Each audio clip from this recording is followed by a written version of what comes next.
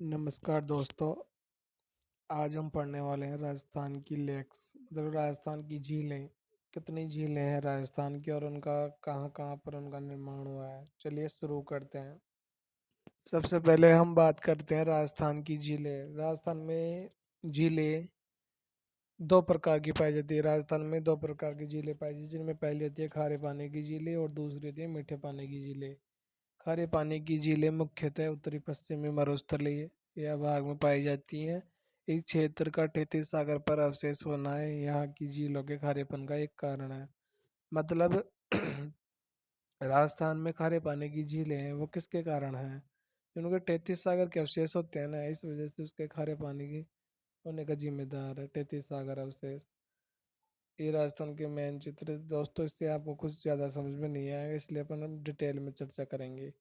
अरावली के पूर्वी भाग में पाई जाने वाली झीलें मीठे पानी की झीलें हैं। जो मतलब अरावली, जो अरावली पर्वत है ना अपने राजस्थान में, उसके पूर्वी भाग में पाई जाने वाली झीलें मीठे पानी की झीलें हैं। राज्य में कृत्रिम में प्राकृतिक दोनों प्रकार की झीलें विद्यमान है। राज्य में प्राचीन काल से ही यहाँ के निवासी मानव जीवन में झीलों के महत्व को मद्देनजर रखते हुए झीलों के निर्माण पर ध्यान देते हैं।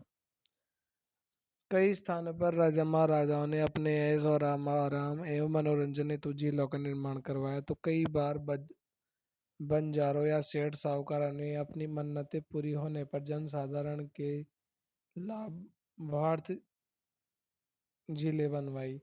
प्राकृतिक रूप से बनी झीलों में विवर्तनिक झीलें, पृथ्वी की आंतरिक हलचल के कारण निर्मित झीलें, ज्वालामुखी उद्गार से बनी झीलें, अनूप झीलें, हिमानी निर्मित झीलें एवं वायु द्वारा निर्मित झीलें शामिल की जाती हैं।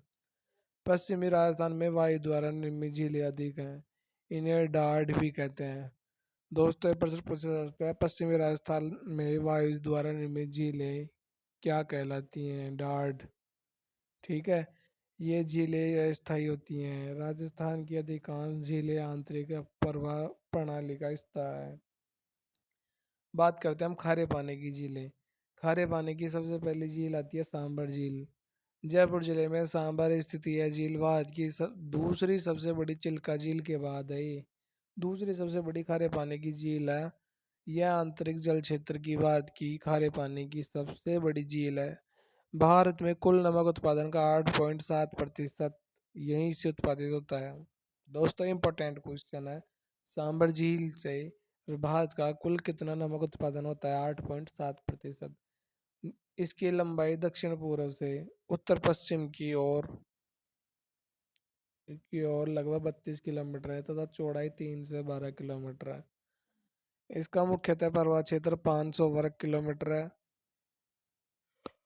यह लघुतम किस्म का नमक यहाँ उत्तम सॉरी किस्म का नमक होता है। यह झील तीन जिलों जयपुर, अजमेर व एवं नागौर की सीमा बनाती है। यह झील 27 डिग्री से 29 डिग्री उत्तरी अक्षांश एवं 74 डिग्री से 75 डिग्री पूर्वी देशांतरों के मध्य स्थित है। यह इसका समुद्र तल से भी नीचा है। यहाँ पर 4000 मेगावाट का सौर ऊर्जा संयंत्र लगाया गया है जाएगा।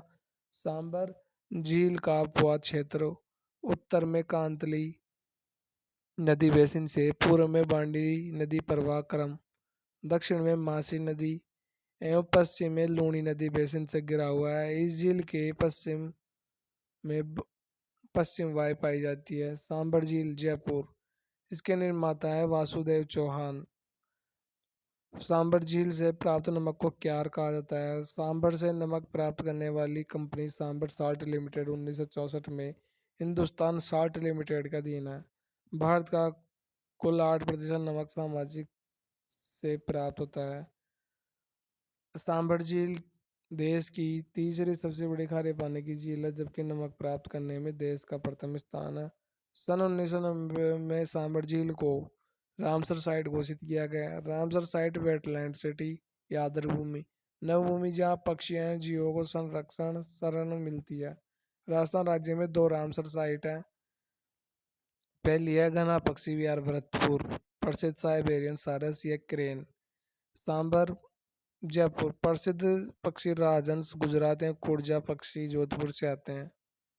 दूसरी होती है पचपदरा झील, यह वर्तमान में बालोतरा में है दोस्तों, बाड़मेर बालोतरा है ना, बालोतरा में। इस झील का नमक सर्वाधिक खारा है क्योंकि इसमें सोडियम क्लोराइड की मात्रा 98% है। इस कारण इस झील से प्राप्त नमक को सर्वश्रेष्ठ नमक कहा जाता है।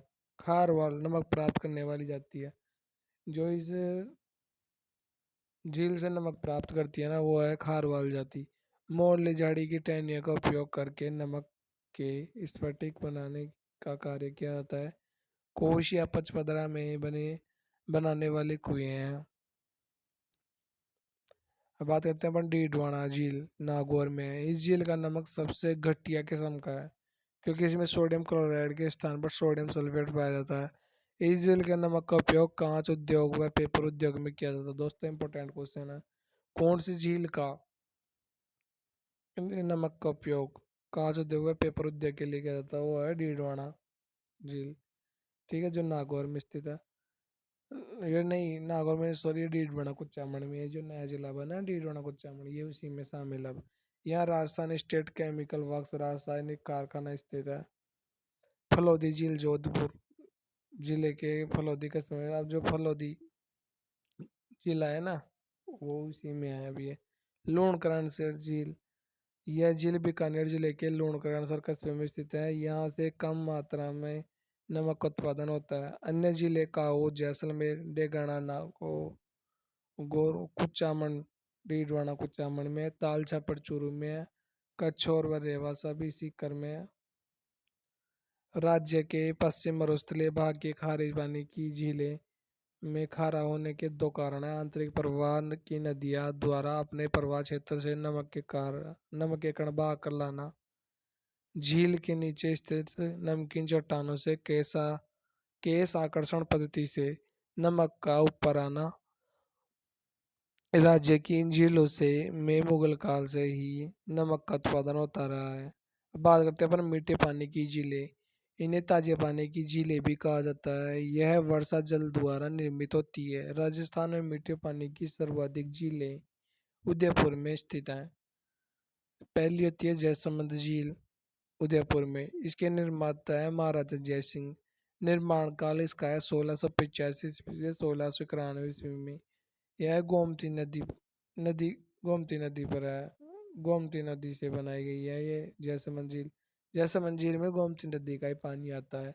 जयसमंद झील पर 7 टापू स्थित है। इस झील पर सबसे बड़े टापू का नाम बाबा का भाखड़ा है एवं सबसे छोटा टापू प्यारी के नाम से जाना जाता है। दोस्तों ये मोस्ट इम्पोर्टेंट क्वेश्चन है। इन टापू पर रहने वाली जनजाति भील मीणा जनजाति है। जयसमंद झील राजस्थान की मानव निर्मित सबसे बड़ी झील है। ताजमहल पर रूठी रानी का महल इस झील के किनारे चित्रित है। इसे जलचरों की बस्ती कहा जाता है। यहाँ पर सर्वाधिक जलीय जीव पाए जाते हैं। श्यामपुर भाट नहरें सिंचाई के लिए जयसमंद झील से निकाली गई है। नक्की झील माउंट आबू में है, जो सिरोही में है। इसका निर्माण लोक कहावतों के अनुसार देवी देवताओं के नाखूनों द्वारा हुआ है। यह एक क्रेटर झील है, अर्थात ज्वालामुखी उद्गार से निर्मित झील है। इसे ज्वालामुखी झील भी कहते हैं। राजस्थान की सबसे ऊंची झील नक्की झील मानी जाती है क्योंकि इसकी ऊंचाई 1200 मीटर है। यह झील राजस्थान में जमने वाली एकमात्र झील है। इसे राजस्थान की सबसे गहरी झील 35 मीटर है, जो इसलिए इसे गहरी झील कहते हैं। इसके पास पाई जाने वाली चट्टानें निम्न है। टोड रॉक मेंढक जैसी चट्टान है। नदी रॉक शिव के बैल जैसी चट्टान। नन रॉक घूंघट निकाले हुए दुल्हन जैसी चट्टान। हिल स्टेशन वाली झील कही जाती है।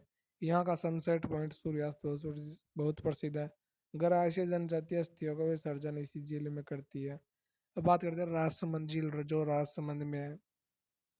इसके निर्माता है राज सिंह। निर्माण कार्य 1662 ईस्वी में। इसमें गोमती नदी का पानी आता है।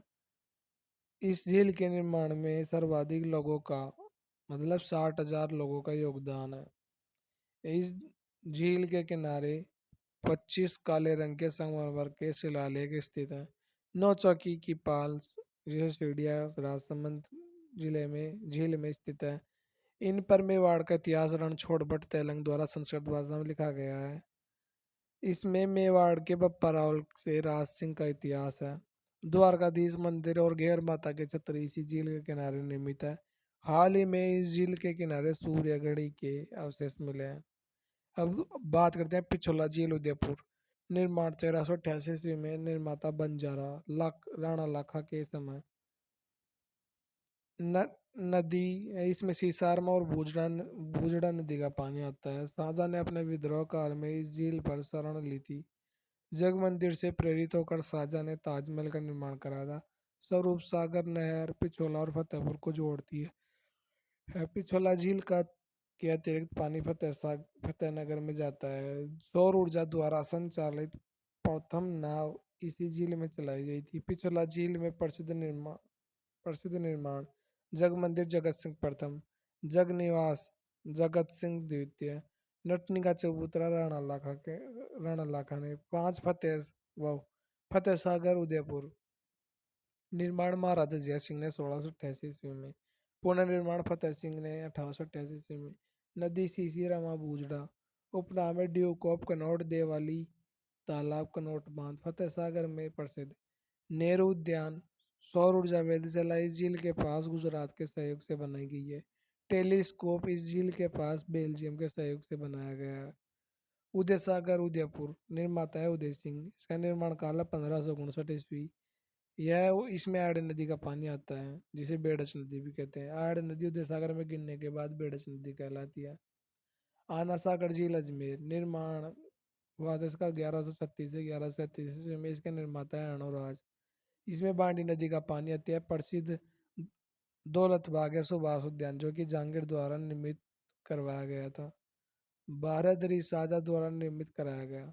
पुष्कर झील अजमेर उपनाम क्रेटर झील ज्वालामुखी झील भी कहते हैं।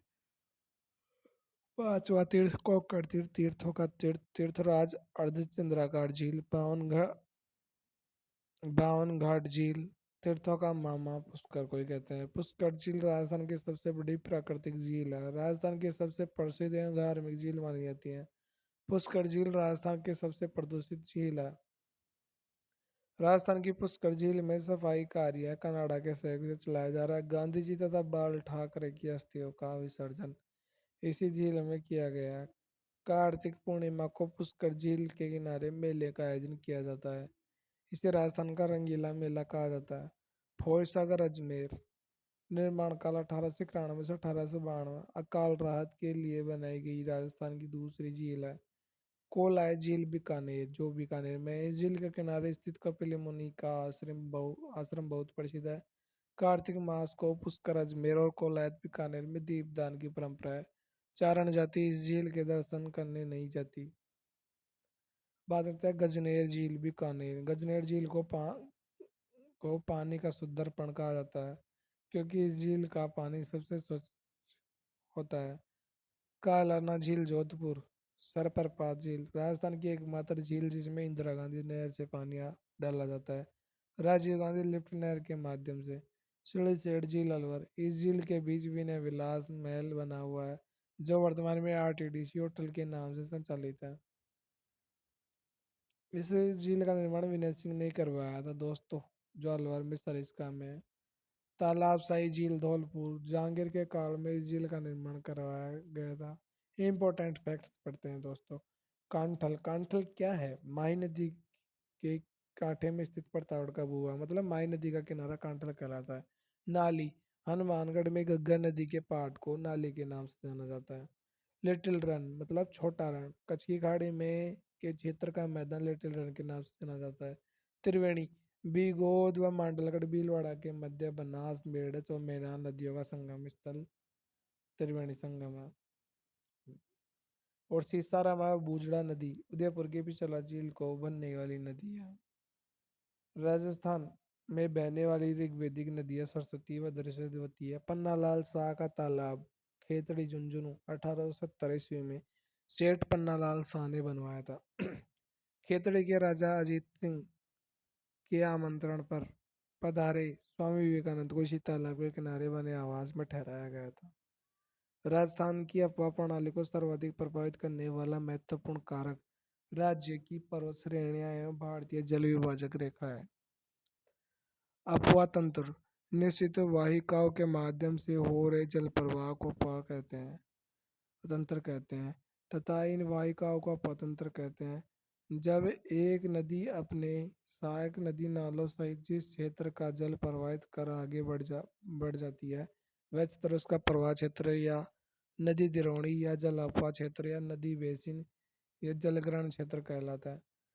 दो न, जो न, दो नदियों या नालों के अपवाह क्षेत्र को जल सभर कहते हैं। राजस्थान की अधिकांश नदियां या तो प्रौढ़ावस्था प्राप्त कर चुकी हैं या प्राप्त करने की प्रक्रिया में है। किस नदी को बांगड़ व कांठल की गंगा कहते हैं? दोस्तों यह क्वेश्चन आपके लिए होमवर्क है, इस क्वेश्चन को बताना, ठीक है।